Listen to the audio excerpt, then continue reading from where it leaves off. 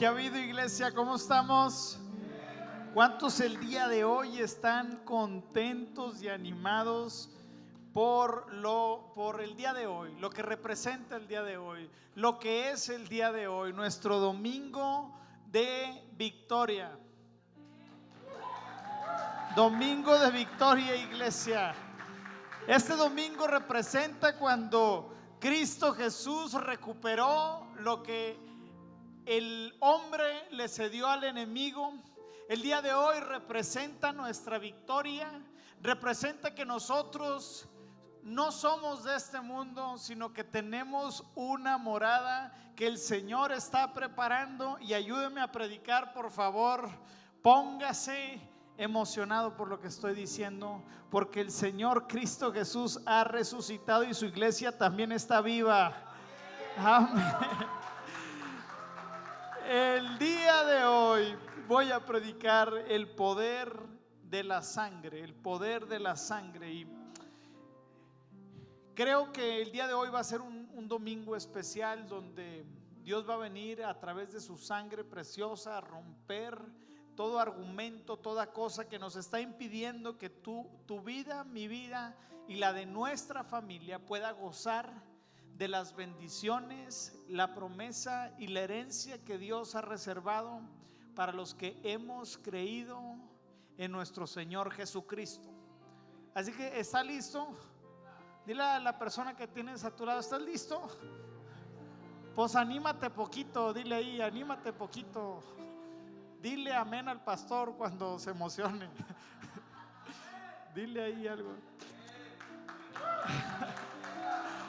Dice, cuando hay una guerra, ambas tropas hacen todo el esfuerzo posible para que en el campo de batalla puedan obtener el punto de cima o el lugar más estratégico. Y normalmente cuando en el antiguo peleaban, siempre los dos bandos buscaban rápidamente situarse en la mera cima, ya que desde arriba puedes atacar hasta abajo. Así que alcanzar la cima en estrategia de guerra siempre es sumamente importante. El diablo alcanzó la cima porque entiende el concepto de guerra y le dio a Adán y Eva y los engañó y les quitó el dominio que el Señor les había dado a Adán y Eva.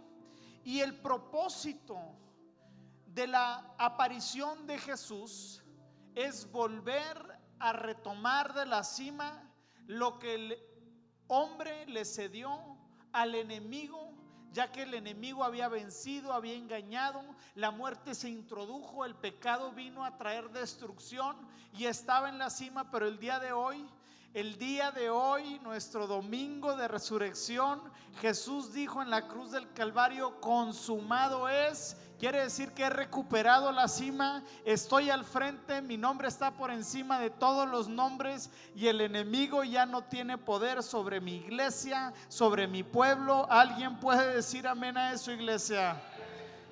Cristo está en la cima y Él tiene el control sobre cualquier aflicción, sobre cualquier prueba, enfermedad y cuestión que el día de hoy está estorbando nuestro corazón. El día de hoy tú y yo podemos voltear a la cruz del Calvario y poder decir: mi victoria está en la cruz del Calvario. Mi victoria está en la cruz del Calvario. Tu victoria está en la cruz del Calvario, iglesia. Y cuando nosotros tenemos grandes problemas, la pregunta es: ¿cómo tú y yo las peleamos? Muchos de nosotros las peleamos con nuestras obras, otros con nuestras fuerzas. Pero cuando se trata de vivir la vida que Dios tiene para nosotros, en Efesios 2:8 dice: Dios los salvó por su gracia cuando creyeron. Ustedes no tienen ningún mérito en eso, es un regalo de Dios. La salvación no es un premio por las cosas buenas que hayamos hecho, así que ninguno de nosotros puede jactarse de ser salvo. Y este pasaje nos invita a entender que Cristo ya recuperó la cima y que tú y yo tenemos que pelear la batalla que tenemos por delante desde la posición que Cristo adquirió, que está en la cima. Ya no tenemos que tratar de ganarnos en la aprobación de Dios, porque la aprobación de Dios se me fue dada a través de cuando tú y yo pusimos nuestra fe, y es por fe y no es por obras. Cuando Jesús recuperó la cima de la cruz del Calvario, lo hizo de manera holística, lo hizo de manera completa, lo hizo en todas las áreas de nuestra vida. No solamente lo hizo en el terreno espiritual, Jesús lo hizo en el terreno completo. Por eso Juan en la tercera epístola dice: amado, deseo que seas prosperado en todo y que tengas salud, a la vez que tu alma prospera. Tenemos que darnos cuenta de que Jesús ya venció al pecado. Jesús ya venció a la enfermedad. Jesús ya venció la maldición y la muerte, al diablo y al infierno, a todos juntitos, iglesia.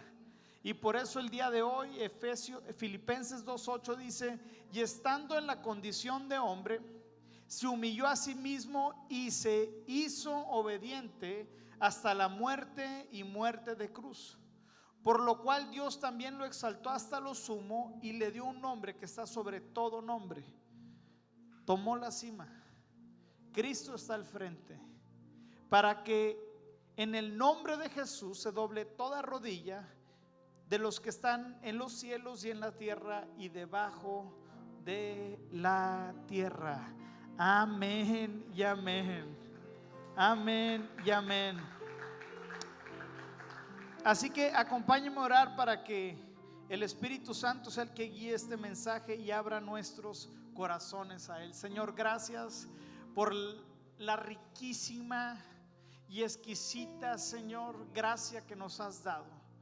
Gracias porque el día de hoy nos has abierto los ojos, y a los que no lo hemos hecho aún, te pido que les abras los ojos del entendimiento, Señor, para ir a las profundidades de tu amor y entender que nos has amado y que has ganado la batalla, Señor. No queremos luchar con nuestra propia fuerza, Señor, sino con la fuerza de tu palabra, Señor, y el entendimiento que vienes a traer a cada uno de nosotros, Señor. Abre nuestros corazones en el nombre de Cristo Jesús. Y la iglesia gritó: amén, amén. Así que te voy a explicar lo que voy a tratar de hacer el día de hoy.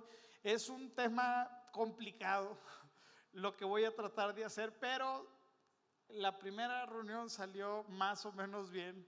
Es un mensaje que nunca he predicado, así que ahí te va lo que voy a hacer. Lo que vamos a hacer ahorita es que vamos a agarrar una historia del ministerio de Jesús con sus discípulos. Fue cuando él les dijo: vamos a irnos a Galilea, y toma el barco, y luego empieza una tempestad y se asustan los discípulos, y vamos a observar el comportamiento que tuvieron los discípulos. El comportamiento que ellos tuvieron es muy similar al que tú y yo hubiéramos tenido. Así que si te pones de juzgón o nos ponemos de juzgón, tú y yo haríamos exactamente lo mismo. Y luego lo voy a relacionar, el comportamiento que ellos tuvieron en ese momento con el comportamiento que Adán y Eva tuvieron en las primeras páginas de Génesis, cuando comenzaron a tener una conversación con Satanás. Y después vamos a hablar de 4 cosas que se perdieron en el huerto del Edén. Y esas 4 cosas que se perdieron en el huerto del Edén las voy a relacionar, están incrustadas en las 4 ocasiones diferentes en donde la sangre de Cristo fue derramada. Así de sencillo está el mensaje. Así que primero la historia de los discípulos, después vemos su comportamiento, después nos vamos a ir con Adán y Eva y vamos a ver qué 4 cosas se perdieron al cederle el derecho y a obedecer a Satanás y la serpiente en vez de lo que Dios había dicho. Y luego vamos a tomar, por último, los 4 lugares en donde la sangre de Cristo fue derramada, y vamos a ver cómo es que la sangre de Cristo viene a recuperar todo lo que se perdió. Amén. Así que vámonos a Lucas capítulo 8, versículo 22 y dice así: un día Jesús abordó una barca con sus discípulos y les dijo: pasemos al otro lado del lago. Y así lo hicieron mientras navegaban. Jesús se quedó dormido, pero se desencadenó en el lago una tempestad con viento, de tal manera que la barca, ¿qué dice? Se hundió y corrían el peligro de naufragar. Los discípulos, no sé, mientras estaba hundido, ¿cómo pensaron? Como que dijeron: oye, algo está sucediendo aquí que no nos hemos dado cuenta que está sucediendo, nos estamos muriendo y no sabemos que Jesús está en la barca. Y a alguien se le ocurrió: ajá, Jesús, el de los panes, de los peces, sí, vamos a despertarlo a ver qué sucede. Los discípulos despertaron a Jesús y le dijeron: maestro, maestro, estamos por naufragar. Entonces Jesús despertó, respondió al viento y a las olas, y éstas se sosegaron y todo quedó en calma. Esta historia nos relata cómo en la vida tú y yo podemos andar y fácilmente nos podemos desconectar o quitarnos la conciencia de quién va en nuestra barca.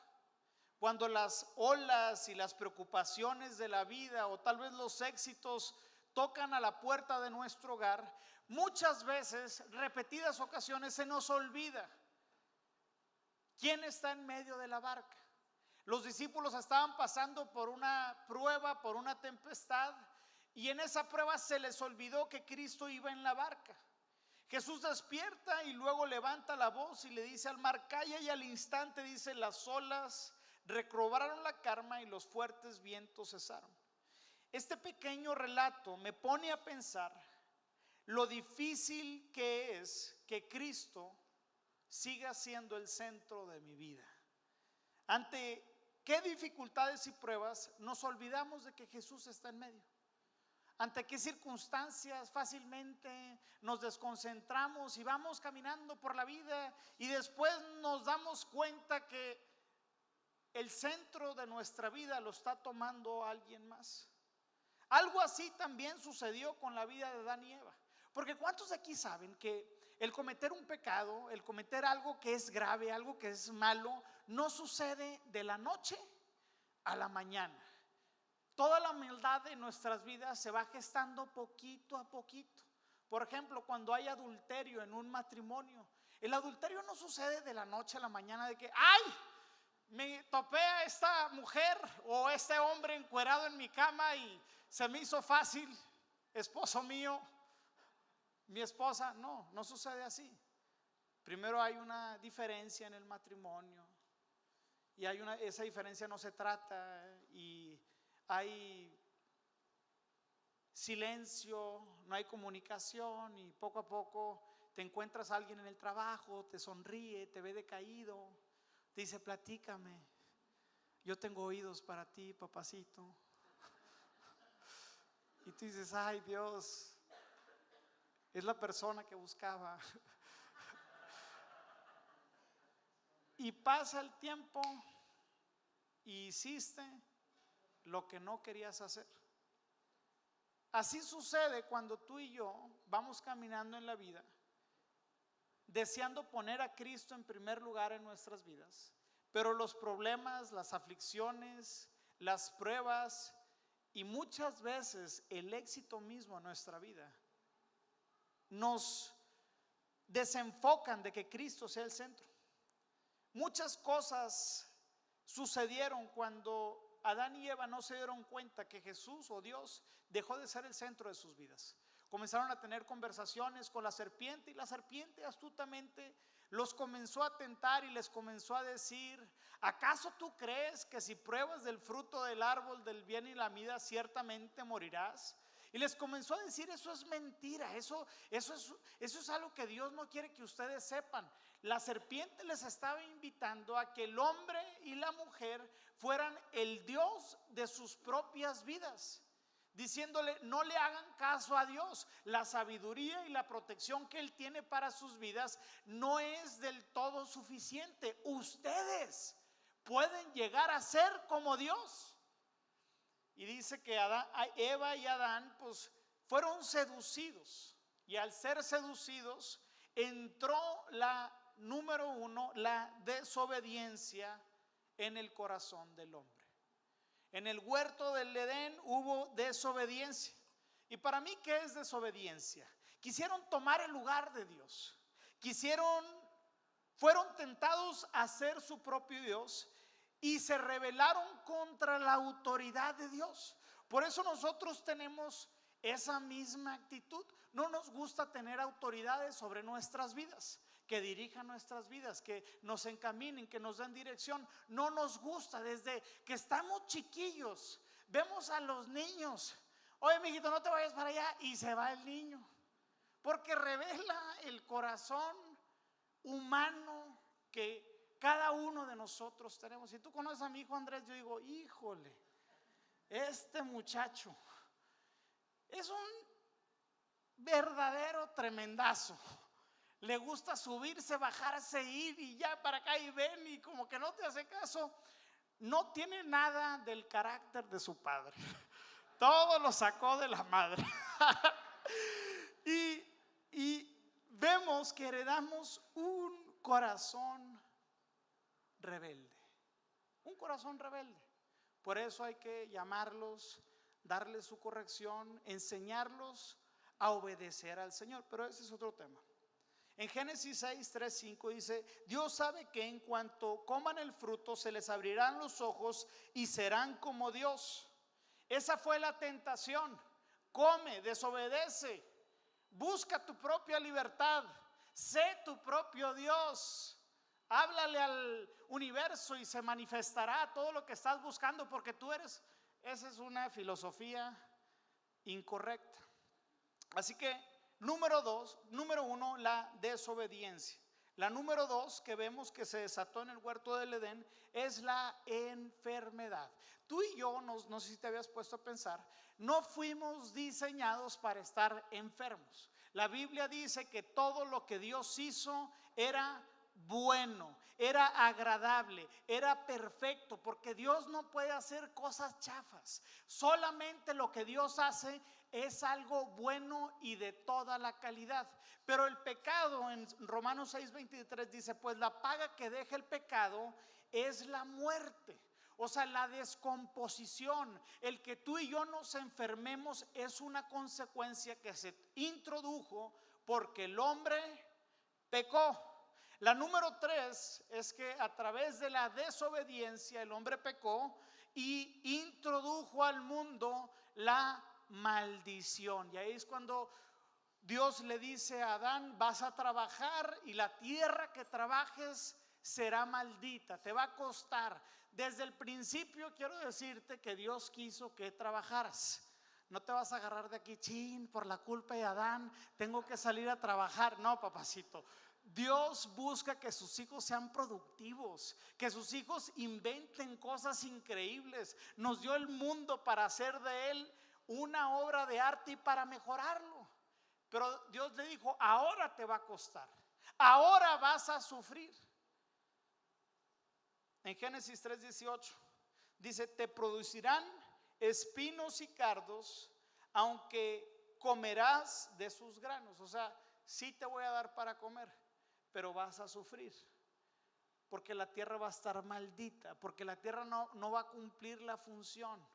Y en ocasiones esa maldición se pasa a nuestras vidas, que tenemos maldiciones generacionales, que el papá pecó de un asunto, y el papá, el abuelo, el hijo, el sobrino, todos están igualitos. Maldiciones generacionales.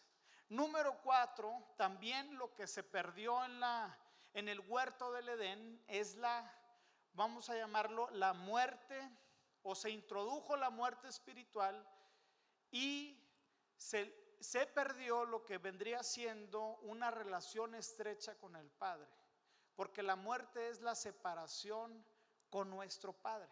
Romanos 5:12 dice: cuando Adán pecó, el pecado entró en el mundo. El pecado de Adán introdujo la muerte, de modo que la muerte se extendió a todos porque todos pecaron.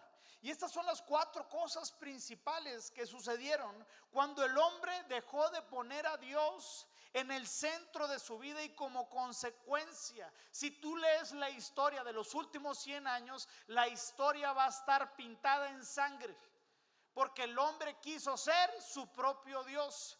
Y para ser el Dios de tu vida tienes que humillar, tienes que aplastar y tienes que buscar a toda costa cómo destruir a los demás. Por eso necesitamos que Dios siempre sea el centro de nuestras vidas. Cuando Dios no es el centro de nuestro matrimonio, comienzan a salir de nuestro corazón, ¿qué cosas? Sentimientos egoístas, de ponernos a nosotros en primer lugar y buscar la gloria propia. Pero un matrimonio que decide poner a Dios en primer lugar sabe ceder, sabe perdonar, sabe reconciliar. Porque dices, de la misma forma que Dios lo hizo conmigo, es la misma forma que yo lo voy a hacer con mi prójimo.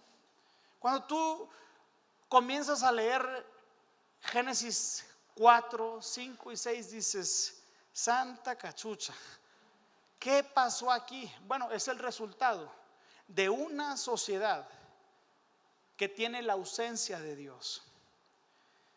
Pero la Pascua, quiero decirte, lo que el día de hoy celebramos, nos cuenta que a pesar de que el hombre se quiso apartar de Dios, la Pascua nos viene a decir que aunque tú y yo no merecíamos la gracia, aunque tú y yo no éramos buenos, la Pascua me viene a recordar que aunque tú y yo siempre buscamos cómo apartarnos de Dios, la Pascua me dice que vino un Dios y se hizo hombre para vivir y estar entre nosotros. La Pascua viene a decirme que hubo un Dios que se hizo carne para estar entre su gente y venirnos a rescatar de la condenación en la que tú y yo estábamos. Y eso tiene que traer mucha felicidad a nuestro corazón.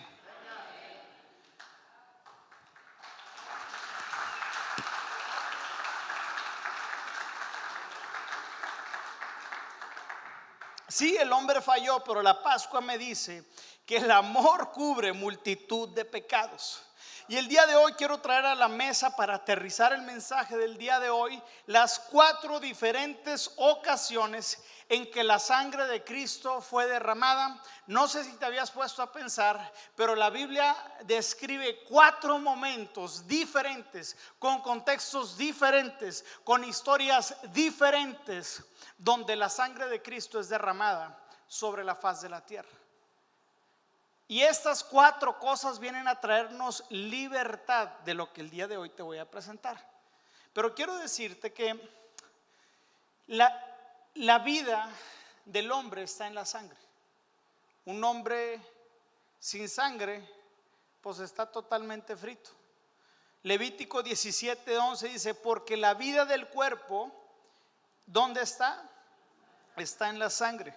Les he dado la sangre sobre el altar con el fin de purificarlos, para hacerlos justos ante el Señor. Es que la sangre dada a cambio de una vida, la que hace posible la purificación. Así que en el Antiguo Testamento se había establecido un sistema levítico para poder sacrificar corderos y animales para sustituir y dar su vida en representación de cada familia que había pecado. Así que el día de hoy vamos a irnos a en el primer momento donde Jesús derrama la sangre. Y me encanta porque es el monte Getsemaní. Es la primera ocasión donde Jesús va a derramar su primera gota de sangre.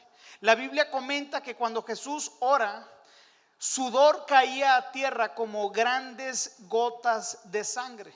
Y comienza unos dicen que lloró, otros dicen que sudó. A mí me gustan las dos, porque es cuando Dios le muestra a Jesús todo el pecado. Imagínate todo el pecado que desde las primeras páginas de la Biblia, todas las maldades, todos los homicidios, todo lo cruel, lo desastroso, lo horrible, Dios se lo muestra a Cristo y le dice: tú vas a cargar con esta copa, porque tú vas a redimir el pecado de la humanidad. Y a Jesús, al ver esa escena, al sentir los pecados de toda la humanidad, ora la siguiente oración y le dice: Padre mío, si es posible, pasa de mí esta copa, pero que no se haga como yo quiero, sino como tú. La hace una vez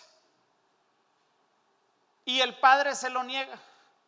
Lo hace 2 veces y el Padre se lo vuelve a negar. Y por tercera vez le pide: pasa de mí esta copa. Y en la tercera ocasión vuelve a recibir la misma respuesta, porque tú y yo sabemos que Cristo subió a la cruz. Y en ese momento es cuando Jesús derrama sus primeras gotas sobre el monte de Getsemaní. Asimismo, la sangre derramada en el monte de Getsemaní implica el quebrantamiento de la voluntad del hombre y la obediencia a Dios. Por tanto, en el monte de Getsemaní la sangre fue derramada para redimir nuestra desobediencia. Y a mí me encanta esto, porque ahora la sangre de Cristo me habilita para someterme a la voluntad de Dios y que Dios sea el número 1 en mi vida. Porque cuando yo decido ponerme en primer lugar, siempre las cosas van mal. Pero cuando Cristo es el centro, cuando Dios toma el primer paso, cuando Dios está en el centro de la familia, de la iglesia, quiero decirte que todo va a comenzar a salir bien. Pero se tenía que derramar la sangre para redimir nuestra desobediencia. La sangre de Cristo tiene poder para seguir y obedecer la voluntad de Dios. Porque no sé si te ha pasado que le has dicho sí a Dios y después, cuando se trata del desafío de seguirlo, ¿a poco no es difícil? ¿A poco no es difícil comenzar? Están los pecados de no hacer, que son los de los 10 mandamientos. Pero los de la omisión, de lo que no hago, que debería de hacer, que hay veces que esos son los más difíciles. Ayudar, perdonar, extender la mano y mostrar el carácter de Cristo con gente que tú y yo decimos: a este quiero que le caiga la justicia de Dios. Pero yo digo: Dios, tu sangre ha quebrado toda voluntad mía para seguirme a mí mismo. Ahora yo quiero seguirte, quiero reflejarte, quiero ser como tú, quiero caminar como tú, quiero compartir como tú. Así que, número 1, la sangre de Cristo en el monte de Getsemaní redime mi desobediencia. La segunda cosa es que la sangre de Cristo fue derramada en el patio de Pilato. Después de la sentencia de muerte, Jesús fue llevado a los soldados romanos, de quienes recibió, tú bien sabes la historia, unos buenos latigazos. Y los latigazos no son los cintarazos que tú le das a tus hijos, o que en su tiempo me dio mi papá, que se quitaba el cinto y bueno, los latigazos en el Imperio Romano, pensaba que te iba a dar risa, pero no te dio. Pero los latigazos en el Imperio Romano eran de cuero, y al final se les incrustaba como púas de acero, con grandes púas de acero. Y cuando estaban dando el latigazo, no solamente era el dolor de el cuero sobre la parte de tu cuerpo donde se te golpea, sino que se incrustaba como pequeñas bolitas a la carne. Así que el látigo se quedaba aprensada en la carne, y luego, al desprendimiento, literalmente la carne se le venía. Ahora, la pasión de Cristo, dicen que se queda corta con la descripción de cómo quedó el cuerpo de Cristo.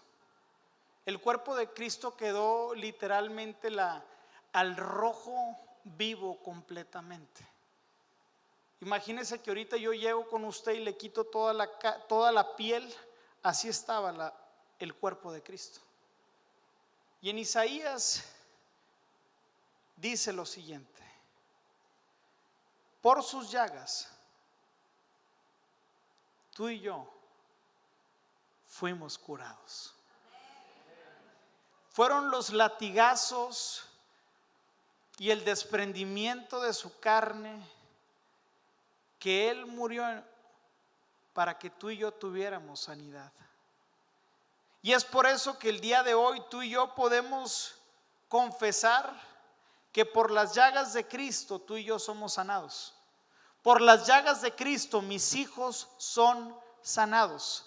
Por las llagas de Cristo tú puedes decirle a la enfermedad que se vaya, porque Cristo Jesús pagó el precio para que la enfermedad no siguiera azotando al cuerpo de Cristo. ¿Cuántos lo creen, iglesia? ¿Cuántos, últimamente Dios nos ha movido a comenzar a orar y a creer? Y ha sido un descubrimiento, pero también un despertar en nuestra fe, para creer que lo que dice su palabra es real. Yo quiero retarte a que en tu vida así sea. A que cuando veas una dificultad, a que cuando tengas una cuestión en tu corazón, tú le puedas decir a tu corazón: por las llagas de Cristo mi corazón es sano. Por las llagas de Cristo mi corazón puede perdonar y puede ser restaurado, porque Cristo murió precisamente por eso. Y cuando nosotros no lo entendemos y no lo vivimos y no lo explicamos, es como si pues Cristo hubiera muerto de oquis. Cristo quiere que lo disfrutemos a plenitud, y la sanidad es una de esas cosas que Cristo viene a traer a la vida del hombre. La número 3, el siguiente momento donde Cristo derramó sangre fue la sangre derramada por la corona de espinos. En Génesis capítulo 3 versículo 18 nos relata cómo es que dice: cuando Adán y Eva pecaron, Dios hizo que la tierra produciera espinos y cardos como símbolo de maldición. El pecado se infiltró al mundo porque Adán y Eva pensaron en rebelarse contra Dios y desobedecieron el mandato divino. Por lo tanto, Jesús tenía que redimir esta maldición sobre la tierra, sobre nuestras generaciones. ¿Estamos de acuerdo? ¿Y cómo lo iba a hacer? Dios permitió que los romanos, que eran unos sanguinarios, construyeran o realizaran una corona de espinos de más o menos cada espina con la que ellos hacían esta corona era de 4 a 5 pulgadas de cada púa. No creas que era una puita así como las que tienen los nopales. Eran cardos, eran espinos grandes. Y se la colocaron, y cada espino comenzó a penetrar la frente, el cráneo, toda la parte central de donde Cristo le pusieron, y literalmente le empujaron esta corona en la cabeza de Cristo. Y ahí estos cardos, y el enemigo, yo creo que se estaba riendo, ¿no? Si tú y yo nos remontamos a esa historia, yo creo que el diablo estaba: ya vencí. Se estaba burlando del rey, pero lo que no sabía este diablo ingenio es que a través de la sangre de Cristo, que fue derramada por los cardos, por aquellos espinos, estaba redimiendo la tierra. En Gálatas 3:13 dice: Cristo nos redimió de la maldición de la ley, y no por nosotros, y por nosotros se hizo maldición, porque está escrito: maldito todo el que es colgado de un madero, para que en Cristo Jesús la bendición de Abraham alcanzara a los no judíos, a fin de que por fe recibamos la promesa de su espíritu. Es con creer en Cristo Jesús que toda maldición generacional, que toda maldición que no vamos a prosperar, que toda cosa que nos hemos venido creyendo que eso va a seguir prosperando y va a seguir sucediendo, y el divorcio y la enfermedad, y es que a mi fulanita, a mi tía le pasó esto, y es que esto, por la sangre de Cristo se rompe toda maldición en tu vida y en mi vida. Por la sangre de Cristo se rompe toda maldición en tu vida y en mi vida. Ya no somos hijos malditos. Ya no somos hijos de desobediencia. Hemos tenido un espacio y un lugar en la mesa de Cristo porque la sangre de Cristo lo hizo posible. Yo no sé tú, pero esto a mí me emociona tremendamente. Porque mis parientes, mis antepasados eran bien tremendos, al igual que yo. Pero yo puedo decir con toda seguridad, yo no viviré. Yo no defraudaré a mi esposa. Yo seré un esposo íntegro, que la ame, que la cuide. ¿Por qué? Porque toda maldición fue quebrada en la cruz del Calvario. La sangre de Cristo me redime.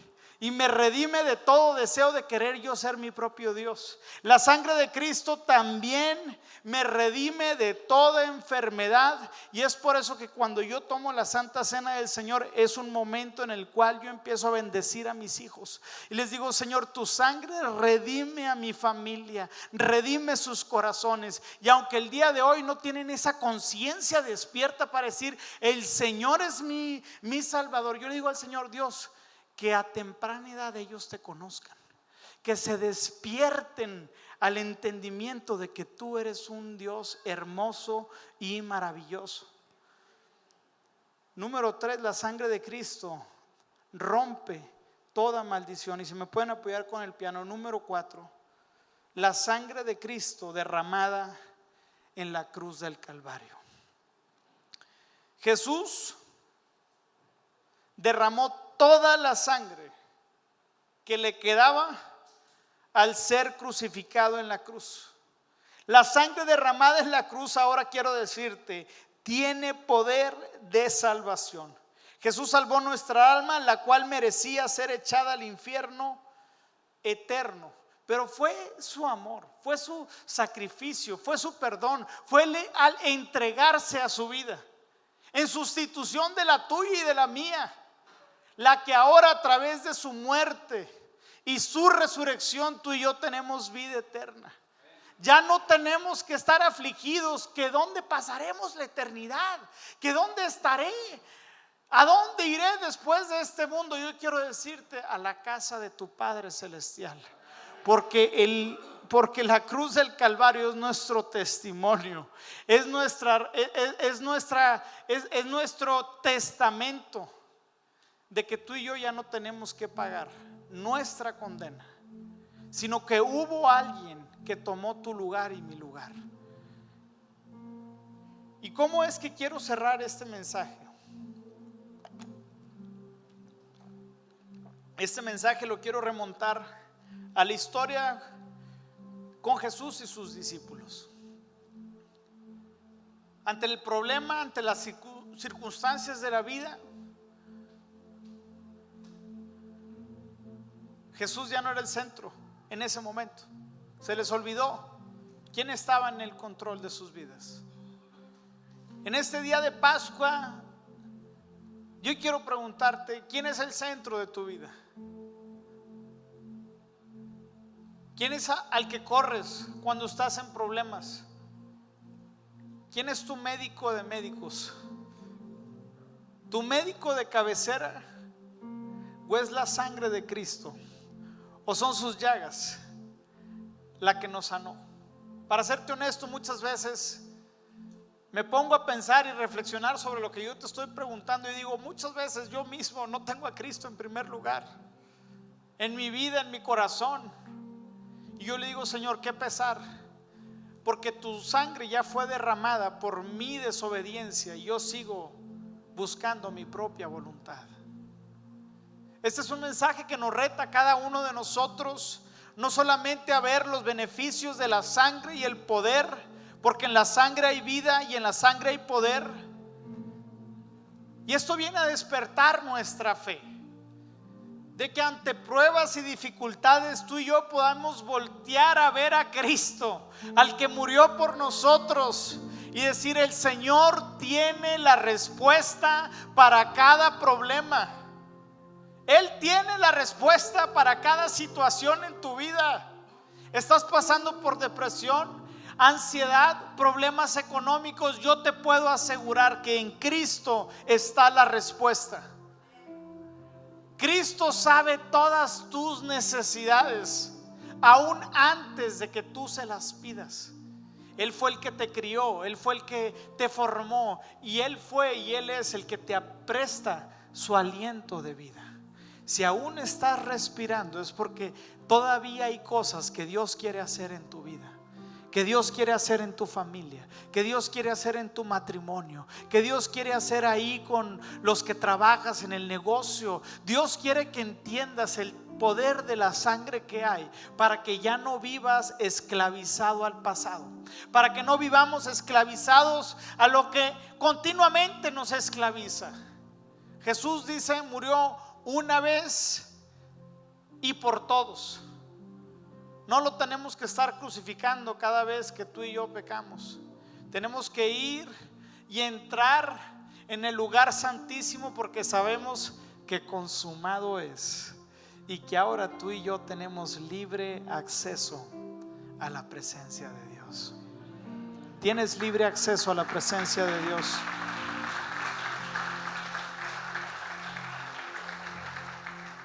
Tenemos libre acceso a la presencia de Dios. Así que yo quiero el día de hoy invitarte a que inclinemos nuestro rostro y en un momento de reflexión podamos preguntarnos: ¿quién está en el centro de mi vida? Tal vez en el centro de mi vida están los problemas, están mis dificultades, estoy yo, está el trabajo, está la familia, está el dinero. ¿Quién está en el centro de tu vida? Y si el día de hoy no has decidido o no habías tenido esta conciencia, yo quiero invitarte a que pongas a Cristo en el centro de tu vida. Fuiste diseñado para adorarlo. Fuiste diseñado para que Cristo sea el que gobierna tu vida. Si el día de hoy tú quieres hacer esta declaración y quieres poner a Cristo Jesús en el centro de tu vida, yo quiero invitarte a que levantes tu mano. Nadie te está viendo, esta es una invitación personal del Padre que te hace: ponme en el centro de tu vida. Su palabra dice: busca primeramente el reino de Dios y su justicia, y todas las demás cosas vendrán por añadidura. Yo quiero hacer esta oración contigo y puedes repetir conmigo después de mí: Señor Jesús, quiero ponerte en el centro de mi vida, en el centro de todo lo que hago. Que seas mi líder, mi rey y mi salvador. Me pongo a cuentas contigo. Me arrepiento por haber seguido mis propios caminos, pero ahora sé y entiendo que tu sangre preciosa quiebra todo poder y todo pecado en mi contra. En el nombre de Cristo Jesús, amén. Amén. Dale un fuerte aplauso al Señor.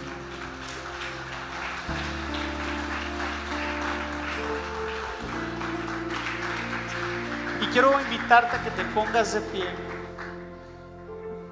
Y quiero ministrar contigo esta palabra. Vamos a ministrar con esta palabra. Quiero ministrar contigo esta palabra, estas 4 cosas que acabamos de hablar de la sangre de Cristo. Y mientras la música toca, quiero que levantes tus manos.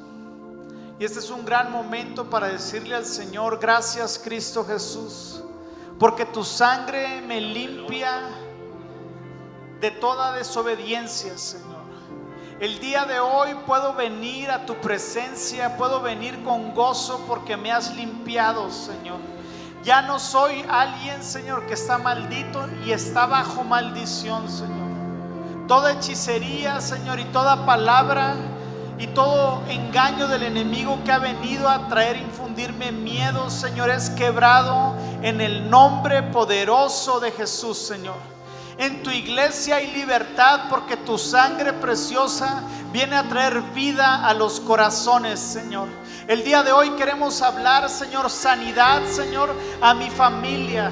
Y si el día de hoy estás con tu familia, ¿por qué no la abrazas y comienzas a declarar ahí con tu familia sanidad del corazón?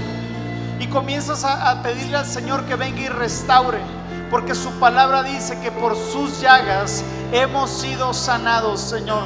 Padre Santo, sana el corazón de mi familia, Señor. Sana toda enfermedad que el día de hoy ha venido a traer destrucción, Señor. Toda enfermedad se va en el nombre de Jesús, Señor. Todo corazón triste, afligido, es restaurado por el poder de tu sangre, Cristo Jesús. Tu sangre tiene poder y en tu sangre hay vida, Señor. En tu sangre, Cristo Jesús, hay vida. Dígalo conmigo, iglesia. En tu sangre, Cristo Jesús, hay vida. Hay vida, hay sanidad. Hay sanidad en el nombre de Jesús. Hay restauración en el nombre de Jesús, Señor. Y por último, ¿por qué no bendices a tu familia? Comienza a declarar sobre tus hijos que la sangre de Cristo está sobre ellos. Comienza a decir: la sangre de Cristo está sobre mis hijos. Mis hijos te conocerán, mis hijos te alabarán. Nuestras familias estarán rendidas a ti, Cristo Jesús. Tu sangre preciosa es rociada a tu iglesia, Cristo Jesús, porque hay vida en tu nombre, hay vida en tu sacrificio, hay vida en el nombre poderoso de Jesús. Y la iglesia dijo: amén.